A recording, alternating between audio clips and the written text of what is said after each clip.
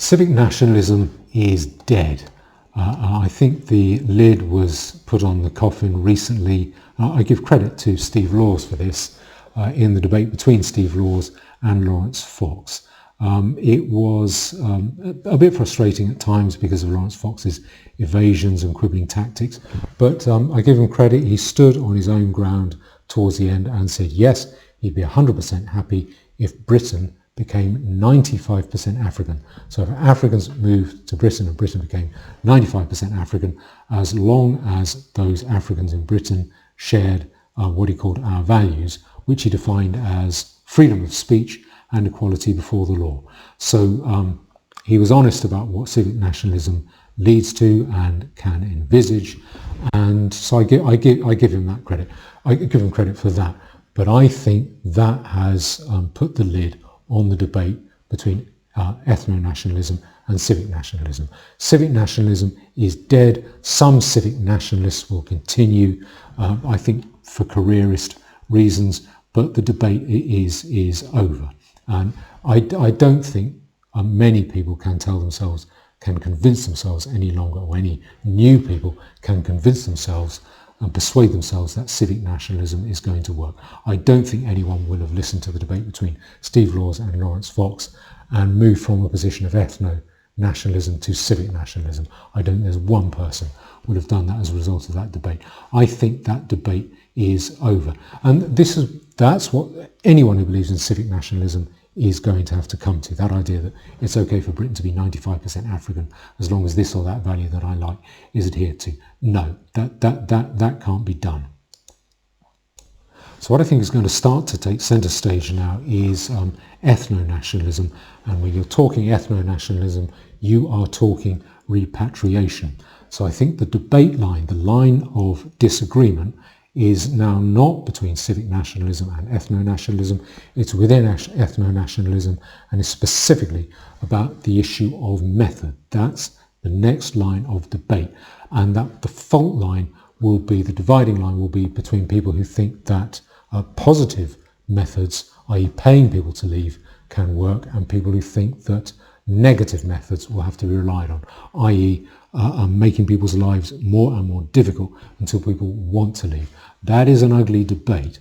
I'll tell you what my position is in a little while. So that's the debate, either Mr. Nice Guy methods or Mr. Nasty methods. Now, I think this debate inevitably leads to another debate further down the line, another fault line, and that is between statist and non-statist methods.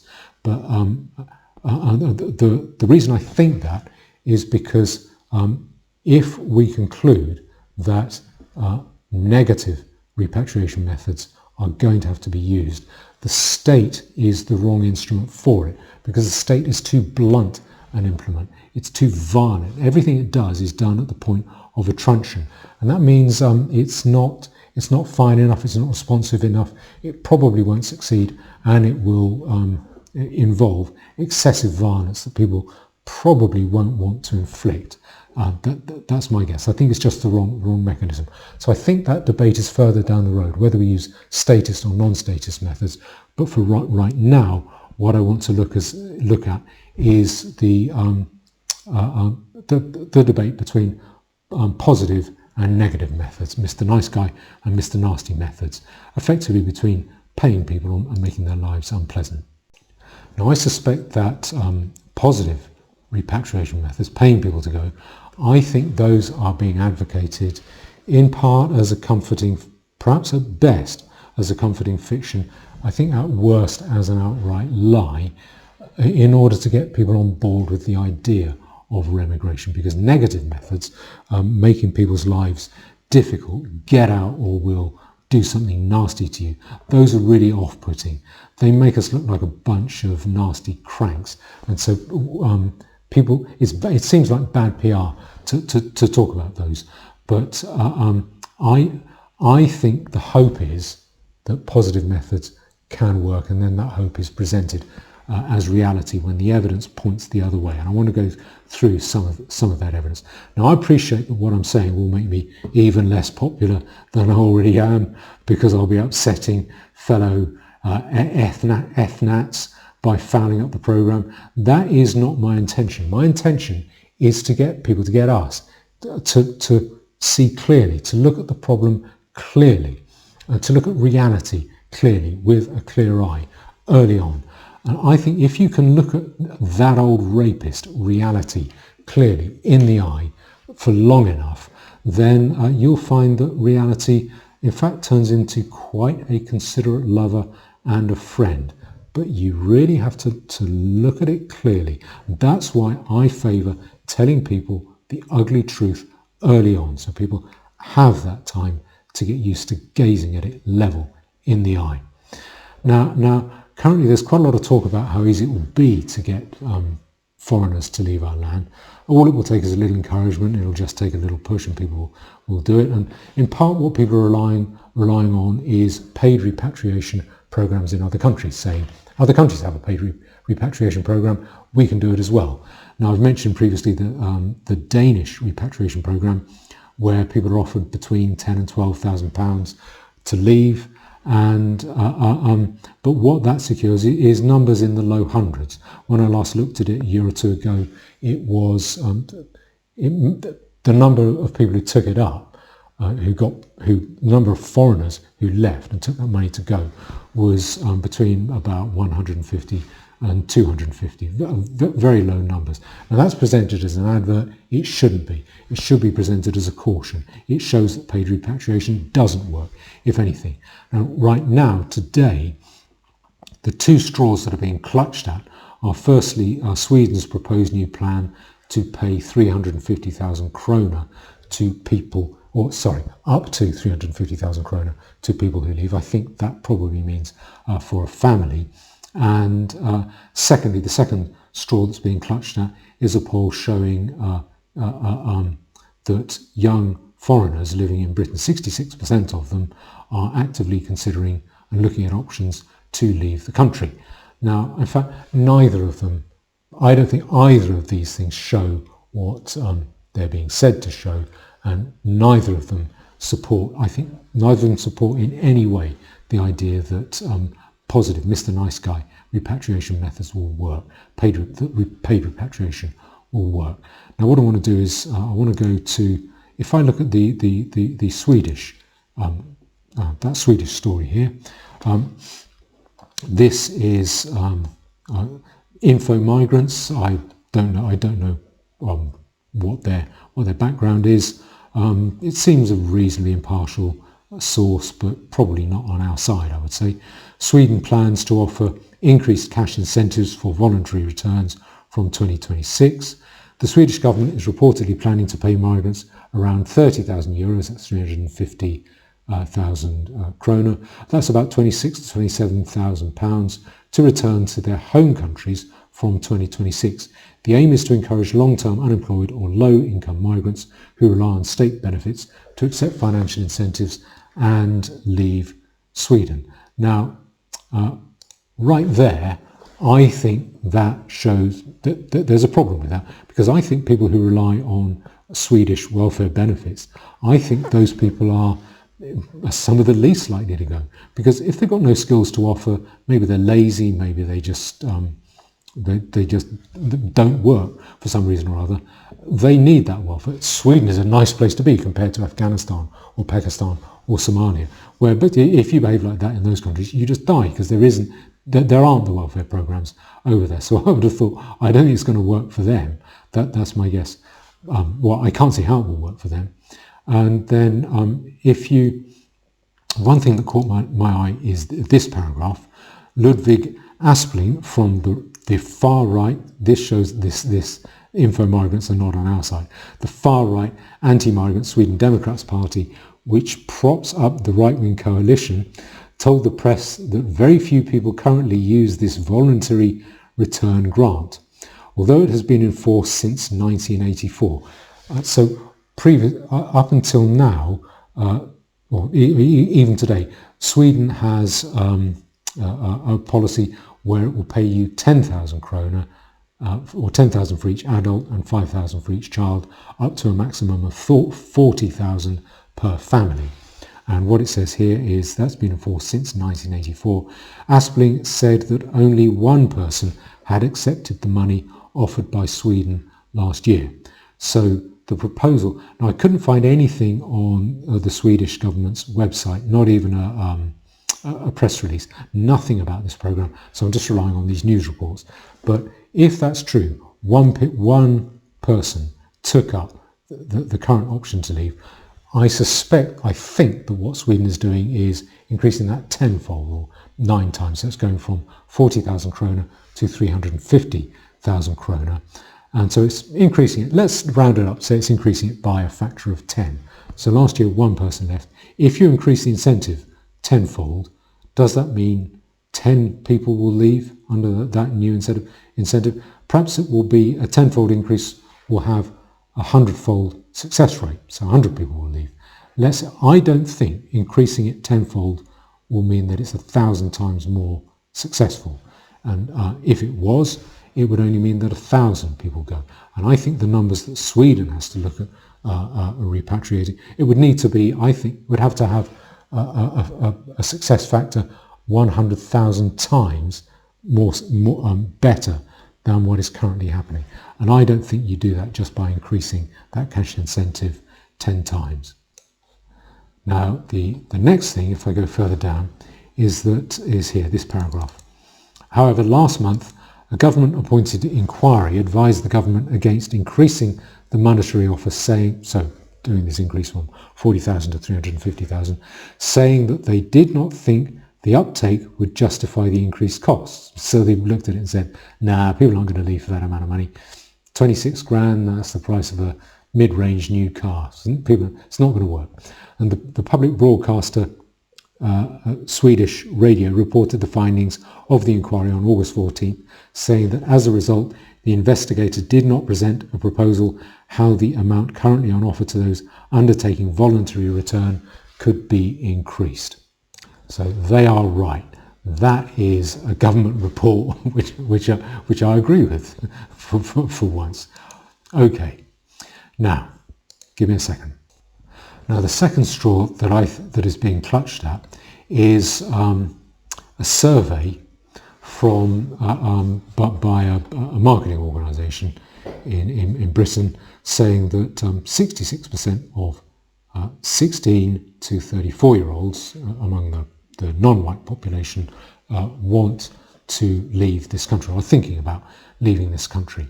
And what I want you to look at, this is the White Papers Institute. White Papers, they're worth subscribing to. They do a good Telegram channel.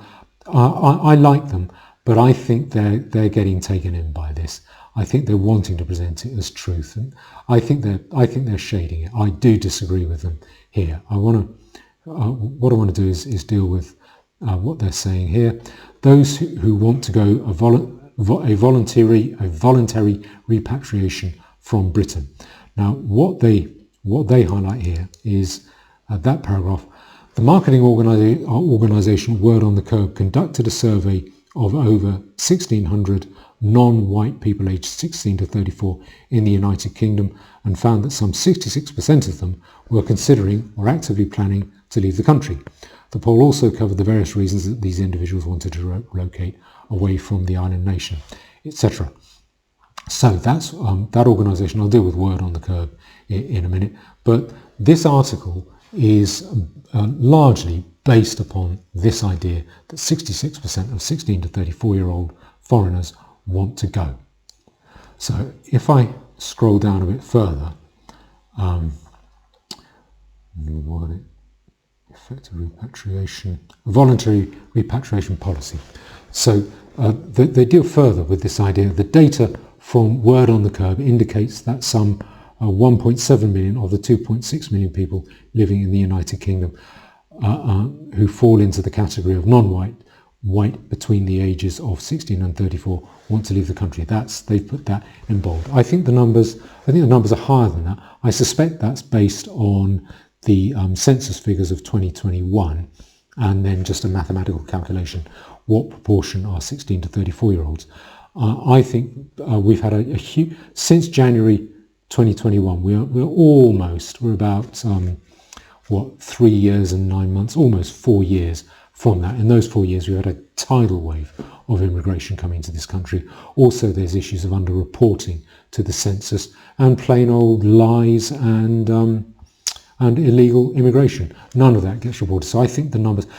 Also, there is the fact that the non-white population tends to be skewed very heavily towards the lower end of the age range. So that I think that I would say that by the end of this decade, non-white British babies will probably be 50%. They'll hit the 50% mark, maybe a bit before the end of this decade, judging by school stats. So I think the numbers are very substantially higher, or 2/3, 66% of non-white Britons between the ages of 16 and 34 are very, very substantially higher than 1.7 million. I would say they could easily be double that, but maybe that's a quibble.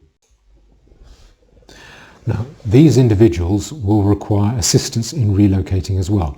White Papers has long suggested that Britain offer a one-time relocation payment of £31,285, a sum roughly double the annual income in the country. Well, average pay in the UK is 35 grand. It's about 34,900 and something. So I don't know how they get to that figure that 2 years average pay is 31,000. But to put this sum in perspective, it is equivalent to approximately 38 years worth of salary in Pakistan. I want to go through this. Yeah, that's my figures confirm that. If you look at, this is a table I've referred to before. It's a useful table. That's Wikipedia list of countries by GDP, nominal per capita. I won't go through that. Again, you can look that up for yourself. But basically that number, average pay in Britain is roughly 38 times what it is in Pakistan. I think it's about 120 to 140 times what it is in Afghanistan. You probably can't measure it in Afghanistan. It's about 75 times what it is in Somalia. So this paragraph goes through the various income differentials, and now this is presented as a way to say, look how much money this will mean to a Pakistani or Somali British passport holder. But I think it works the other way. What you're effectively saying is go back to a country where wages are minuscule compared to what you can earn here. And by the way, here's an amount of money which doesn't come to the same as, doesn't equal 1 year's salary in this country, plus all the welfare benefits that they're probably riding and exploiting anyway. And so I think, again, that argument is a caution against paid repatriation, because it's going to take a lot of money to get someone to go from high-paid, relatively high-paid Britain to low-paid Pakistan, Afghanistan or Somalia. What it then goes on to say is that assuming all of the individuals who depart are British citizens, and so what it means is the 1.7 million, this policy would cost roughly 53 billion. So what they've done is to multiply 1.7 million by 31,000, and they come to a figure of roughly 53 billion, or slightly more than the annual cost of providing NH care to the entire non-white population in Britain. Again, I think that is a reason why paid repatriation won't work. Because if you're saying to people, we will give you the equivalent to the healthcare budget that's spent on you for 1 year, we'll give you that money as long as you go, and then you never again get any healthcare. So why would people leave for that? Why would they take the equivalent of 1 year's healthcare costs to go to a country and to live forever in a country where you just don't have that free healthcare? It makes no sense. So I think that is a reason why paid repatriation is less likely to work, not more likely to work.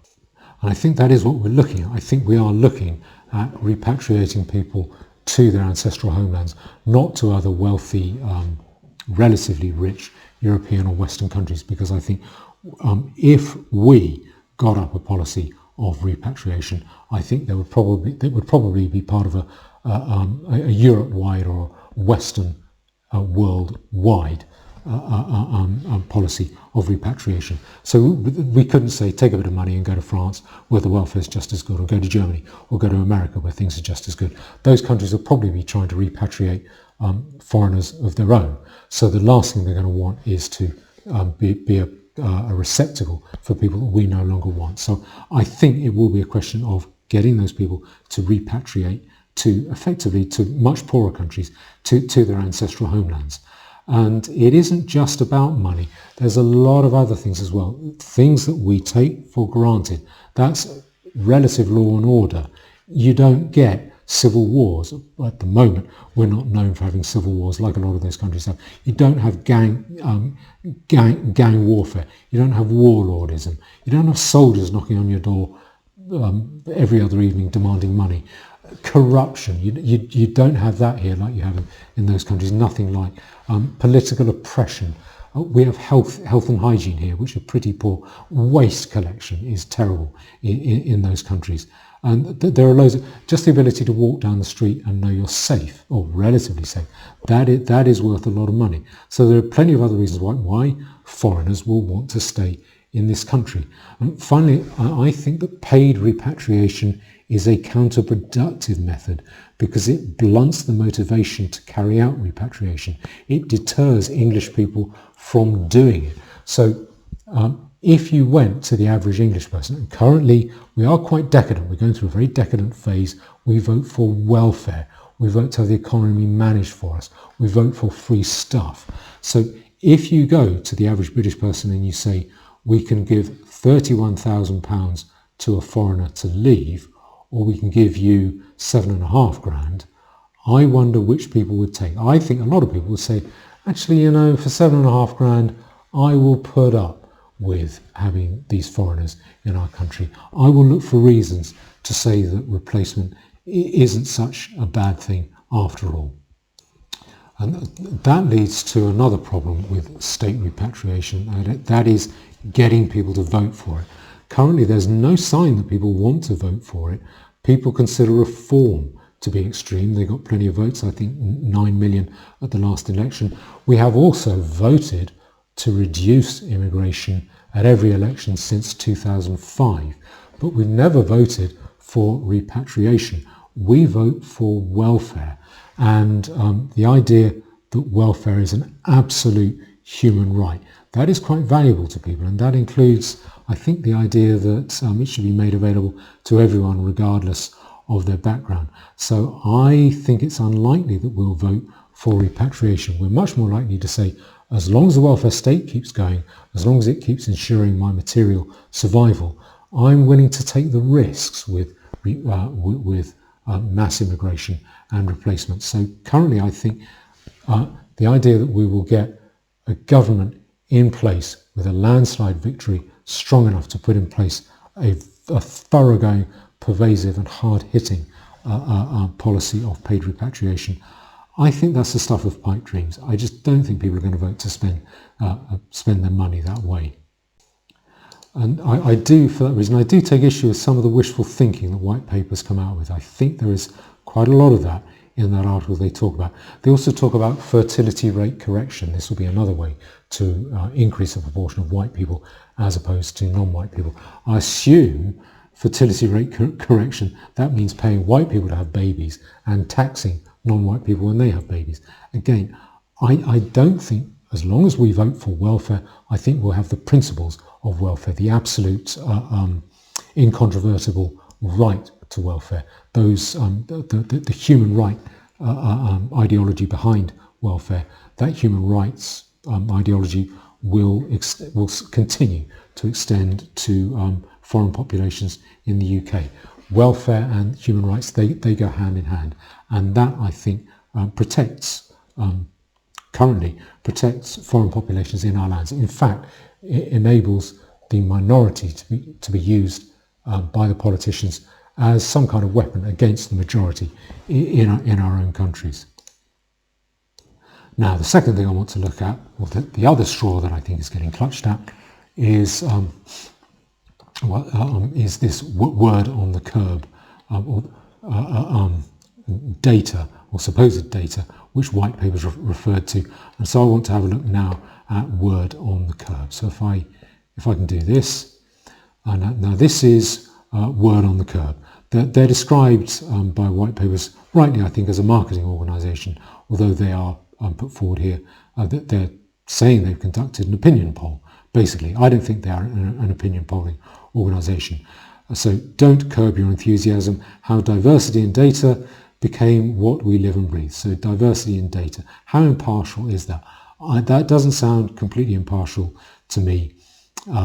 We soon realised that this was a pain point for a huge number of major brands who wanted to create content for a youth demographic but struggled to get engagement. That's where we stepped in. So I think what they're saying is that there isn't ideal integration. Now, the particular report that that white papers referred to and that is getting referred to here, this is this one here. It's called Get Out or Getting Out. So again, none of it. This is not. I don't think this is impartial work. And opinion polling, that is data gathering, that needs to be very impartial, detached, almost with a sense of apathy, just meticulous apathy towards what the data is going to show. And I don't think that's the case here at all. Now, if you see this front page here that's flickering through, these are people who were interviewed to give their anecdotal experience, quote, and they all seem to be crying. That to me looks like, if you want to go on their website, wordonthecurb.co.uk, I think those tears have been photoshopped in afterwards. Now, that is not about presenting impartial data. That is about making a case. That's about applying pressure. I think this story is about saying, look how bad it is for us, for non-white people. Look how you are discouraging us. If you don't get nicer towards us, we'll go and you won't like that. Not realising that there are plenty of people out there saying, great, this is music to our ears, this is what we want to hear. Now, I'm not saying that. I'm saying I don't believe this. I don't believe the data. But I want to go through this. So you've got all these crying faces. They don't look like they're crying to me. So that's pressure group activity. And there's a little bit of PR there. May contain strong and emotional stories from Britain. Again, that's not about data gathering. That's about emotion. So escaping Britain's bad vibes. Britain is about to lose more than just a chunk of change.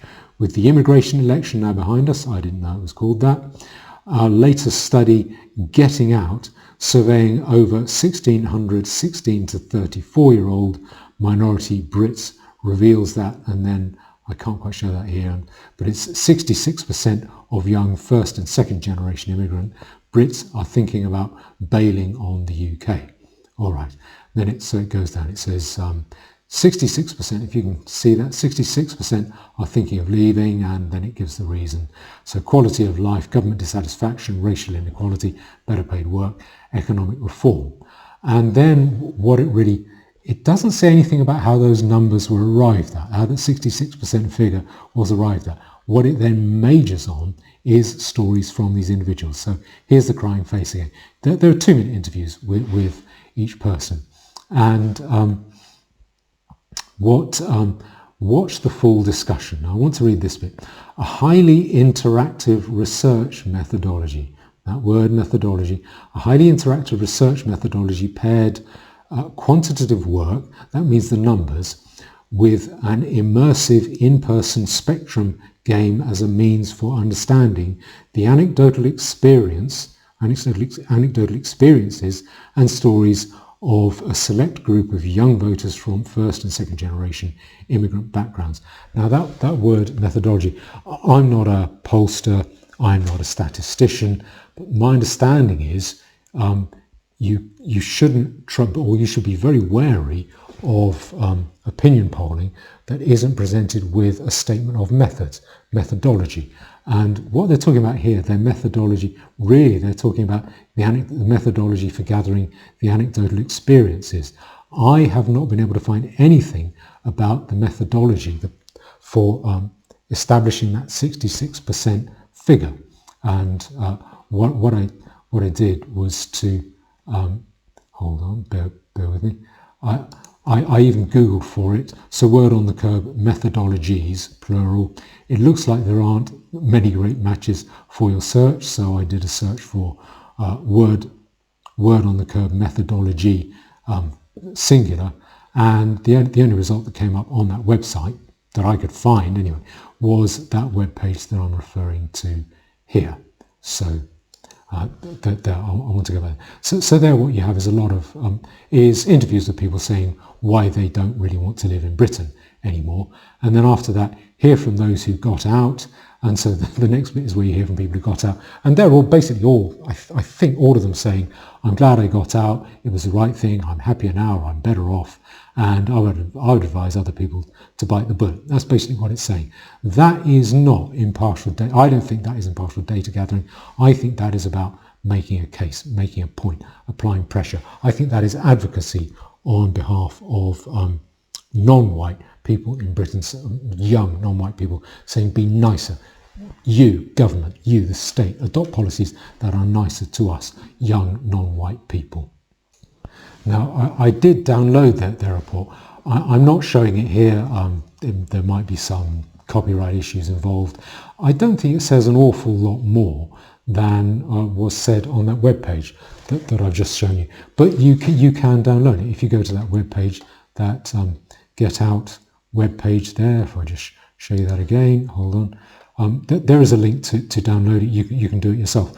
I downloaded it. I don't want to steal their work. So what I did notice after I downloaded it, they then sent me this email. And this email says, oh dear, you're not planning on leaving the UK too, are you?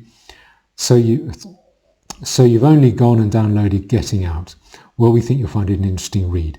Since rolling this out, it's been published here and there. We're doing our best to stem the tide. Now, that webpage that I just showed you, I don't think that was doing your best to stem the tide. Bear with me a moment. That webpage seemed to me, if anything, reading that, if I were 16 to 34-year-old non-white person in Britain, I would take that as advice to leave the country. That's the way it seems to me. You'll be better off, I think, is what it's saying. So let me go, hold on, let me go here. So that's the email. We're doing our best to stem the tide, but it's going to take more than just us to make it clear what young people are needing to stay here. So I think that's pressure group activity. So want to talk about this, book a 30-minute chat with the team who wrote the report. So that's what they said to me, which I find slightly amusing. But the thought crossed my mind, is that how people were recruited for that survey of 1,600 young non-white people? Because it's important. That's why it's important to know what the methodology is, how the sample size was selected, where you got the people. Did you get them from mosques? Did you get them from existing activist organisations? Did you stop them in the street? Did you telephone them? Did you write to them? Did you send them questionnaires? How was it conducted? Did you do it face to face? Did you call them into your offices and have a chat with them? How did you gather that data? That has to be revealed, and I can't see anywhere where that methodology has been revealed. So I am suspicious. But even then, that data, or the data that Word on the Curve present, saying that 66% of non-whites between the ages of 16 and 34 are actively planning to leave or considering leaving the country, I just don't think that is borne out by the data. I think the data that we have, i.e. people who are leaving, non-white people who are leaving the country, I think that contradicts that account. So if I go here, what I want to show you is this. That's from the ONS. I'll show you that. Go all the way to the top. Long-term international migration provisional year ending December 2023. So if I go to long-term immigration, actually what I'll do first, let me go back up to the top. I will go down to long-term immigration. There. Now there's a chart down here, if I can get to it. You've probably seen this before, that if I do this, it might come out bigger. what you have there is the green line is total immigration. So in 2012, it was a little bit over 600,000, and then in the end of 2021, I think it came to just over 1.2 million. So effectively, over that period, the total immigration doubled. But non-EU immigration, that's non-white, effectively, generally that means non-white immigration to Britain, that went up from about, it looks like about 230,000 up to about 1,050,000. That's what I reckon it went up to there. So that went up, non-white migration to Britain, non-EU migration went up fivefold. Okay, now what I want to do is to go to the emigration bit, because that's where I think the real numbers are for the purposes of this. Long-term emigration.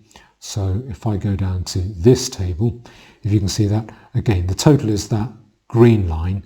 Non-EU emigration out of the UK, that is that blue line. You see it trundling along there, it goes up a bit, goes down a bit, then it goes back up a bit. Now that's quite natural. When you have high levels of immigration, you also get quite a bit of emigration, those people emigrating out of the country as well. It just, people go back and forth a bit. So this happened with emigration to America in the first part of the century. So in the turn of the 20th century, people might go from Italy or Eastern Europe, they go and work in America for a few years, and then they go back to Italy or to Poland for a few years again. So you always have a bit of toing and froing. What's remarkable about this is that the figure hasn't really gone up very much. I think it's gone up by about a quarter since 2012. So I downloaded the data. What it shows is that in 2012, the number of non-EU people leaving the UK was 181,000, and in today, provisionally, December 2023, that number was up to 233,000. That's about an increase of about a quarter. So now, if 2/3 of non-white people or non-white young people were seriously considering leaving, that number would be much, much higher. In addition, you would see that number, I would expect to see that number rising faster than the number coming in, because the numbers coming in, if I go back to this table, the numbers coming in will be coming in and finding, actually, it's not very nice here, I want to go back home. But again, I say it again, the number coming in has gone up, non-EU people coming in has gone up fivefold. The numbers leaving has only gone up by about 25%. What that suggests to me is that the opposite of word on the curbs, poll data, is happening. That in fact what the data that we have, the reliable data, or that data from the ONS, that shows that how keen people are to stay. It shows how few people are going back. If people are actively planning to go, I would expect at least 20% of them actually to be going, to be leaving. And you would see that in the data. We're just not seeing that. So even in spite of the problems that discussed by word on the curb, remember those crying faces, even despite that, people are not leaving. So I think we're going to have to discuss method, particularly negative repatriation methods. And that is the debate we need to have now. Should we make it horrible, unpleasant for foreigners to continue to live here? That's a very ugly debate. That's a debate that I think people don't want to have. I don't think it can be avoided if we are serious about the issue of repatriation. Now, I think it's understandable that we want to avoid that debate for the reasons I've given. We don't want to sound like a bunch of nasty, sadistic cranks. And anyway, how do you motivate people to get up a policy like that? I mean, imagine the King's speech in Parliament where he's saying, my government will start being really beastly to foreign or non-white populations until they've had enough and they feel so, their conditions are so unpleasant that they want to leave. Or else, perhaps you motivate it another way. You wait until everything falls over and people get angry, and then you ride that wave of public anger to motivate violent repatriation. Again, it's understandable why we don't want to discuss that. It's understandable why we I can't see how we ever will. And it is, in any event, it is not, public anger is not a reliable wave to ride. It's very fickle, and it usually just does a lot of harm. Or I would say always does a lot more harm than good. Now, my view is we don't have to stoop to that. We don't have to dirty our hands in that way. My view is that it's much easier to win when you get the enemy to fight the battle for you. And that means we don't have to inflict suffering on foreign populations when they can be relied upon to inflict it on themselves very efficiently, particularly if conditions break down. Now, what I'm referring to specifically there is, I want to go through this again because people mistake me as saying the economy will break down, the welfare state will go, and then all foreign populations, they're only here for welfare, and when the welfare state's gone, they will all go. No, I don't think that. I think a lot of them are here for money, because you can earn so much more here than you can back in their home countries. A lot of them want to work because they can get paid just dozens of times more than they can get paid in their home countries. So what I think is likely to happen is, if I would say when the economy breaks down due to the combined weight of debt, financial burdens, and the burden of mass immigration, then I think the welfare state will break down. If the economy fractures, fragments, starts to collapse, I think the welfare state will pretty much completely collapse. I think you will see hospitals close. I think you'll see doctor surgeries close. I think roads will go on much more unrepaired than they are now. I think housing benefit will cease getting paid. Pensions might cease getting paid. Dole money might cease getting paid. Town halls may well close down.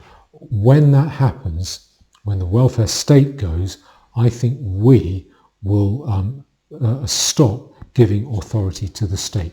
We will just refuse to give any credence to the state, because our reason for submitting to the state is for the welfare that the state provides in large part, and the management of the economy. When that's gone, I think we will just ignore state authority. At that point, you then get a breakdown in law and order. If you get a significant breakdown in law and order, I think populations will separate out hard along ethnic lines, and we'll get population separation occurring from both sides. And if that happens, I think the conditions in the foreign areas cut off from white wealth creation base and the white welfare base, they will become unlivable fast. I think they will quickly become like a cross between Haiti and Lebanon, because they won't be able. If you don't believe me, go to a foreign dominated area at the moment and ask yourself, where are the sources of wealth creation here? Where are the sources of civil authority? Where are the basic utilities, the things you need? How are they going to be produced just to sustain life? Things like heating, gas, electricity, water, drainage, refuse collection. What about healthcare? What about public order? How is this society going to continue?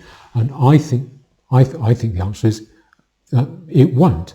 Conditions will get so bad that eventually the people in those areas will say, actually, we think we'd like to go back to our homelands where life is better. At least we are among familiar people, and we can move about freely, and we can make a living. It's not such a good living, but we can at least survive there. And what that means for us is we don't have to inflict anything nasty on anyone. We simply have to allow our populations to separate out, which is what I think will happen, and to stand back, simply to have the willpower to stand back and to allow those populations to stew in their own juice. There is no crime in that, allowing people to stew in their own juice. And if you let people do that long enough, if it gets bad enough, then I think they will start to say, I don't like stewing in my own juice. I'd rather go back to my homeland where conditions are better. And that is the way that I think we can do it, by getting the enemy, the opponent, to impose those negative methods upon themselves. So that's what I think is the better method. But I do not think that this idea of paid repatriation, positive repatriation methods are going to work. And I think the straws that are getting clutched at in support of it, they are not there. If anything, they support the opposite. And so I think we are going to have this debate. We need to get ready for the next stage of the debate, and that is about method for repatriation. I hope people will do that. Thank you.